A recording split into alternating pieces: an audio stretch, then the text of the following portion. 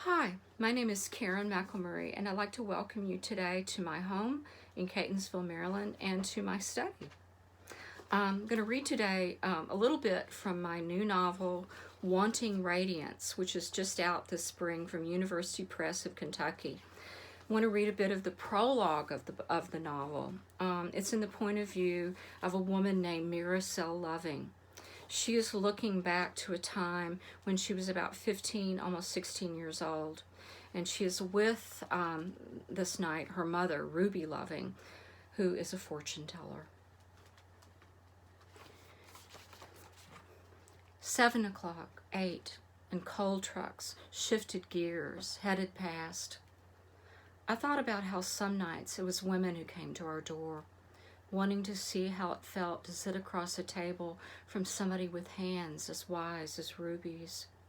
Her eyes were full of love affairs and the foreign places they believed she'd seen, but they were afraid of my mother's hands, and they ought to have been, the things she knew. Men weren't afraid at all. When my mother sat across from them, their faces hard, I knew they were ready to take what she had, whether she knew their futures or not. They thought they knew exactly what my mother was, a traveling woman with her strange hands and her fortunes. False prophets and liars, every one of them, Ruby said. When my mother told their futures, she looked straight at them, knowing more than they ever would. By 10 o'clock, there was far-off thunder, and from the trees at the back of the trailer came whippoorwills, the scratch of June bugs. Somewhere a dog howled, high-pitched and restless, and a car door slammed as I hurried to the window. Out by the road, a tall shadow stood, cupped a hand around a match's flame. "Who's out there?" I asked. Ruby turned her head to the outside sounds, waved me out. "I need to be alone for a spell," she said. "Go on now." I went, just to the chair beneath the mulberry tree where I could see the kitchen window, her shadow moving from stove to table. Feet kicked gravel as someone made their way around the trailer. The back door slammed, and I thought I heard the small sound of glasses clinking down. The only thing I really know about that night is what I still imagine. Her scarf sliding off, her hair falling as she moved. "Dance with me," the record going full blast, and Ruby reciting love charms. 3 silver spoons of brandy wine, and you shall be mine. Behind the curtains, shadow selves leaning toward one another. For years I would think of her hands held out, a card balanced there. In my imaginings, that card is the lover's, and I see my mother's face, the smile there. "See the card I drew for you?" Then the shadow stood in front of Ruby, reached for her. How many nights I'd seen her want just that. Hold me in the morning, hold me at night. A record playing and playing. Hold me, hold me. Their voices crossed as lightning streaked the sky. I pulled my knees into my arms and wanted the storm to start, wished the world would be cool and fine. But it was only heat, and it flashed and quit.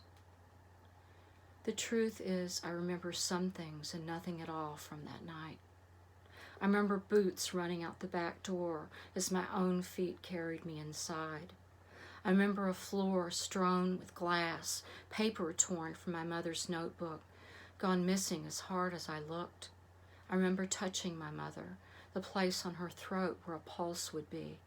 Her skin was still so warm.